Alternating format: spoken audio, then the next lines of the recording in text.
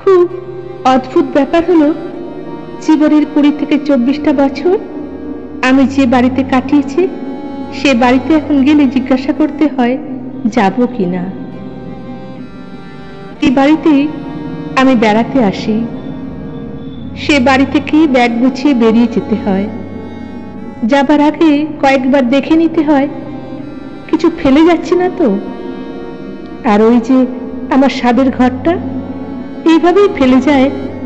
আমি ওই ঘরের পর্দা, ওই ঘরের বিছানা, আলমারি, ড্রেসিং টেবিল সব আমার কাছের। এই ঘরে এলে আমি চেনা গন্ধ পাই। প্রতিটি কোণ আমার আহ্লাদে আটখানা হয়ে আছে। আগে আমি গুছাতাম না, এখন এসে দেখি মা পরিপাটি করে গুছিয়ে ঘর বন্ধ করে দিয়েছে। না হলে কেউ এসে ঢুকে এলোমেলো করে দিতে পারে এর জন্য।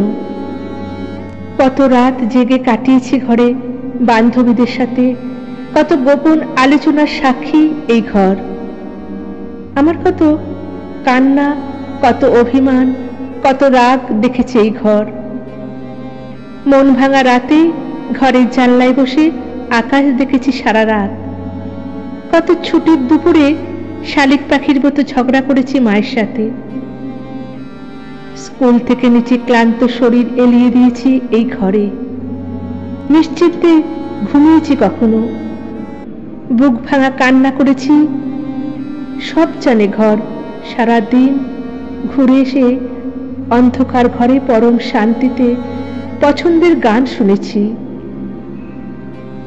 কতবার কত জিনিস লুকিয়েছি খাটের কর্নারে তোশকের নিচে।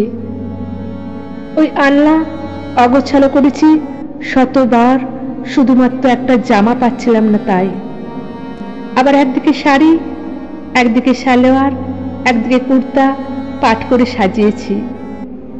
অবাক করা বিষয় হলো, এখন যে ব্যাগে কাপড় নিয়ে আসি তা সোফার এক কর্নারে পড়ে থাকে। যেভাবে নিয়ে আসি সেভাবেই নিয়ে যাই। ভাবি 2-4 দিনই তো থাকবো, আর আলমারিতে রাখবো না।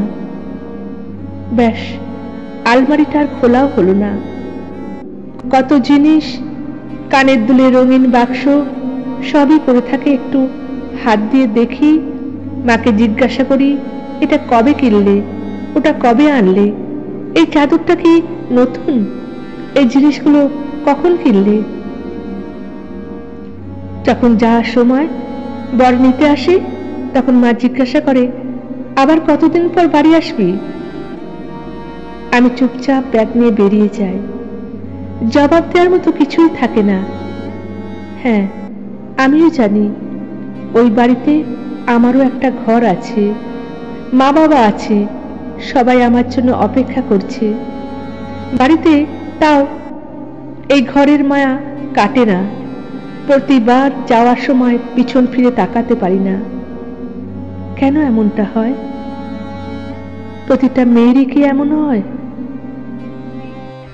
ধন্যবাদ।